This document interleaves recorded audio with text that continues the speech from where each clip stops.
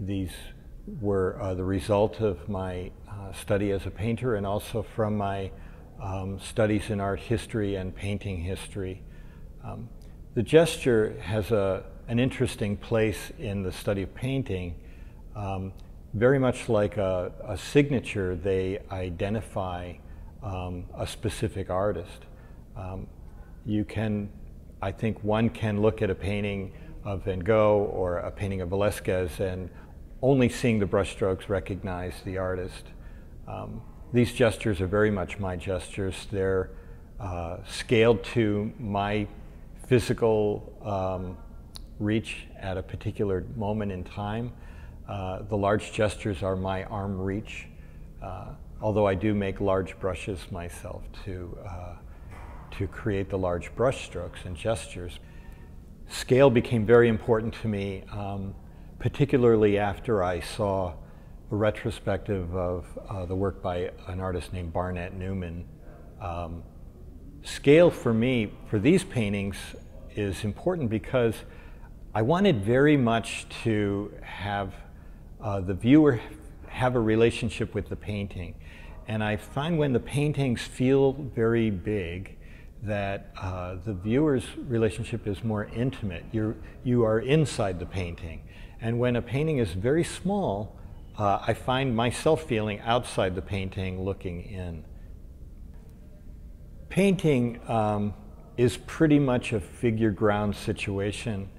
The canvas shape, or the canvas being the ground and the painting on it being the figure. I found that problematic for a number of reasons. I didn't like the shape of the rectangle. I didn't like the historical reference to a door or window or mirror. For me, that placed the viewer looking into another world, and I wanted my paintings to have a relationship with the viewer in their own space. Additionally, I didn't like the shape as an object. It wasn't, I wanted the gesture to become the painting and the painting to become the gesture.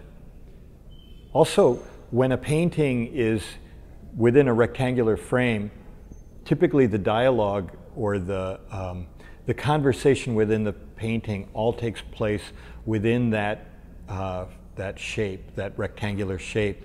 But because I've gotten rid of that shape and the painting is free to be any shape it needs to be or wants to be, it has more of a dialogue with the space around it, with the architectural space, and becomes active and energizes that space. Yeah, color is clearly very important to my work. I don't think of color in a political way or a symbolic way. Many years of evolution tells us that certain colors can mean something to us.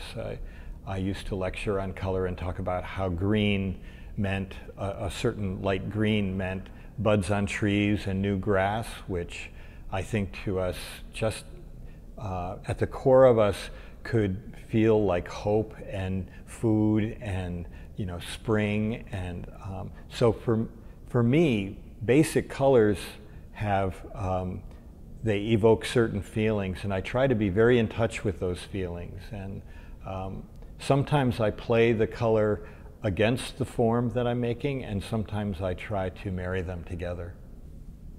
I'm looking for a very powerful initial reaction with the paintings. I want the gestalt of the painting to be the first thing you notice. A big, bold color that takes over the whole environment or the whole field of your vision, and a broad statement, a broad gesture that pushes and pulls in a very powerful way. Then, after you've gone through that experience, for me, the next experience is realizing that there are many nuances within the painting, counterpoints, smaller gestures that may offer you other experiences. So I need to be an inventor. I need to be an engineer. There are a lot of the problems that I needed to solve in order to make these paintings are engineering oriented, I suppose. It's interesting. I was trained to be an oil painter, and a traditional oil painter. I studied with in the academy at the Art Students League mostly. But when I came up with the concept of making these paintings, it was a very long, difficult process to learn how to make a painting like this. The materials wouldn't hold up.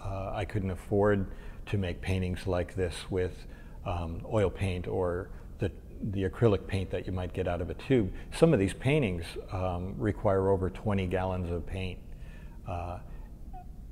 I struggled with some early processes as a student. I worked at a boat building company in Michigan, and we used epoxides, and I tried to make some of these forms out of epoxy. It worked for the small paintings, but for me, they corrupted the color. They were very brittle and they were very heavy, but also as they cured, sometimes they overheated and caught fire.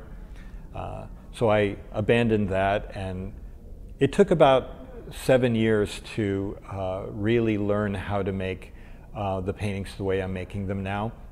They're extraordinarily light. I use microbubbles to make them stiffer and lighter.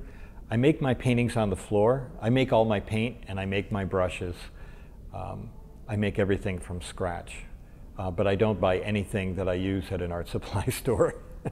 Yes, so I make everything myself from scratch. I make my paint from scratch, and I make my brushes from scratch. The brushes, some of them are 6 feet long. I have an 8-foot wide brush that I can't wait to get wet. I haven't used that one yet. I make the brushes out of a lot of different materials. Sometimes I use materials from mops or dust mops that you would use on an industrial floor, or I use brooms. I almost never use painter's brushes. I've used old sweaters, and sometimes I make paintings just using my hands. But it's very physical making these paintings on the floor. I don't put handles on the brushes. I'm down on my knees on the floor making these paintings, and at the end of the day, I'm totally exhausted and sweaty and very, very tired. Yeah, the creation is very much like a dance performance. I'm extending my body to the maximum, and it's moving through a very heavy, viscous fluid. So the motions are it's very physical. It's a very physical act to make these paintings, because I want the paintings to engage the viewer in that way too. I'm hoping that my dance invites the viewer to dance. I want these to be the mark of the human hand, of a human being. I'm kind of put off by so many images being seen on a computer screen or digitally. I wanted to create something that celebrated humanity, actually. So I like a work of art that is going to be intimate and permanently record the mark of a human hand.